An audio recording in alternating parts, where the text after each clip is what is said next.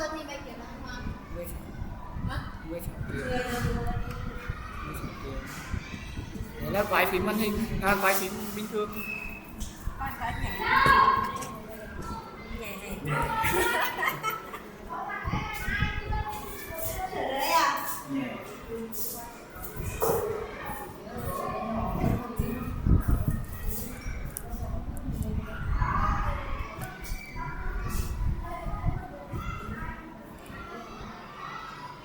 Nếu bật đằng sau Cũng có camera sau.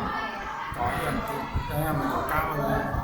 Có camera trước rồi đấy, chứ không có camera sau. Hả? Camera chỉ có camera này. Cái điện thoại.